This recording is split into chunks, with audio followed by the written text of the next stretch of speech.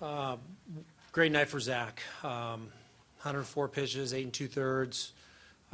He kept a very offensive team as of late in check, and was making all sorts of pitches. The slider, changeup combination off of a very spotted up and aggressive fastball set the tone for his entire outing. It was another Zack moment for us, something that we're really leaning on every fifth day, and I'm sure this will continue for the rest of the year. Offensively, the big 3-run home run by Daniel was a big boost for us. We were a little flat after yesterday's outing where we didn't really have much offense, so it gave us a chance to play a little downhill baseball. Goldie with the solo home run, then we tacked another one on, which was crucial. So I just thought it was a really good team effort that was all set up by Zack. You weren't real popular going out there. Sometimes you got to sit in the seat and not make popular decisions. But I made a deal with Zack. We talked about it after the 8th. We both had a clear understanding as to what was going to happen, and I wanted to carry through with that part of the deal. Archie was ready to pick Zack up, and if it's August, it might be a different story. But for right now, at this point in time of the season, it's May. We got to remember that, and we got to be built to understand that everybody's got to stay healthy, be healthy for the rest of the year. Was the deal that if he gave up a hit, you pull him? I just told him he's on about as short a leash as you can imagine, and you don't have very many pitches to deal with or to work with. And I didn't want to drag him off the mound at 110 pitches with 2 or 3 guys on and have there be a lot of traffic. I felt like he deserved to go back out there. He deserved to throw a complete game, and he had to go out there and capture that. And he assured me that he felt good enough to do that.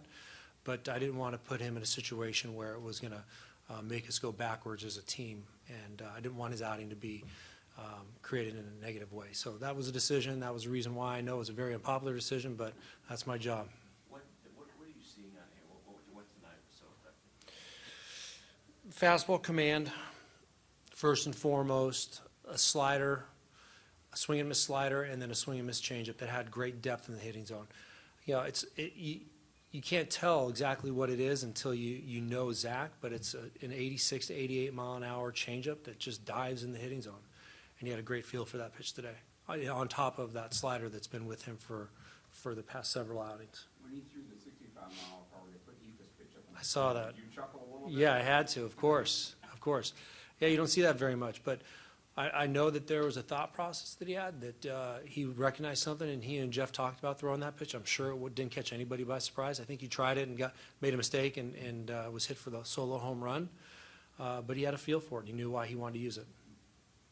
When he's pitching the last couple of starts, can this be a residual domino effect into the other starters in terms of seeing what the ace has done to elevate their game a little bit? What's your feeling about that? Well, I think that's what all good staffs have. They push one another.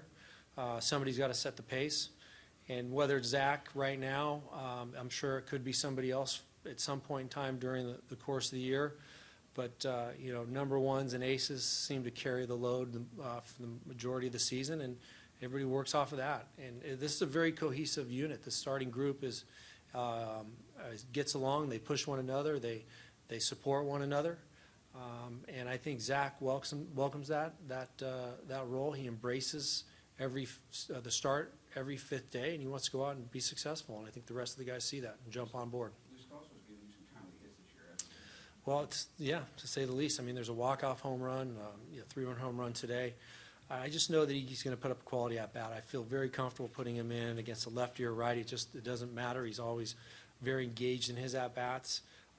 He's got experience. He's not going to be glossy-eyed when he walks up to the plate. He's going to go up there and he's going to follow a game plan and execute. What was Gonzalez's Achilles heel today? I'm sorry? What was Gonzalez's Achilles heel today? I've seen him throw some big games in the American League East, so it seemed like he was pacing himself very well, and he was getting some quick, easy outs and resulting in some easy innings. But I think he made some mistakes in the middle of the zone. I think he hung a breaking ball to Daniel, and he just kind of he had a couple pitches migrate over to a really good hitting area, and we took advantage of that. And, we're a good hitting team, and I'm not going to say that he did anything right or wrong. I just think we took advantage of a couple mistakes. Owings draws that 2-out walk, and no one really hits this now. So Right. what do you think of that at bat and his at bats in general? Well, that wasn't anything that went unnoticed by the coaching staff. We talked about that. That was a huge walk. You're right. It helped Daniel get into that situation to drive in three runs. So I think that's what we talk about, linking our at-bats, waiting for the pitch, and if you don't get that pitch, hand it off to the next guy because he's going to be more than capable to do what Daniel did. So a great team moment for us. What do you think of the chemistry that Jeff and Zach seem to be establishing? I spoke about that a little bit today before the game. I think there's just this really strong bond that they're forming, and I think that they trust one another. And I think that every player, pitcher-catcher relationship that's strong has a certain degree of trust, and they work through a lot of different scenarios very quickly. They know one another. They know what the other's thinking.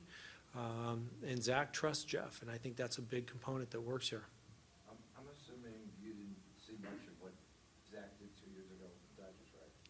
I did not. I didn't know it was an unbelievable year. But I'm wondering if there is a discussion of the consistency he had that year and whether he's starting to get back to it now for the first time? Well, I don't know. I just know it was a magical year. I can see the numbers, and I know that those don't come up every.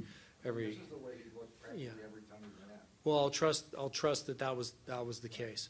I just know that Zach's in a very good place right now. When he steps on the mound, he is ready to execute, and he is ready to take on his opponent. And we are winning the games that he pitches because he sets a great tone for us, and I look for that to continue. You alluded to it a little bit already, but your first time being booed, I believe, was tonight. Right. It was the first time you were booed tonight. It was Right. a win. Right. Your thoughts on that? It's part of the game. It's part of my job. Look, the fans are passionate. We're passionate. I wanted Zach to throw a complete game just like everybody else. But I wasn't going to put him in a situation where any part of him was going to go backwards. So hopefully the fans will be built to understand that. I can guarantee you it won't be the last time they boo me. So as long as we win the game, we keep moving forward every day. That's all that matters to me.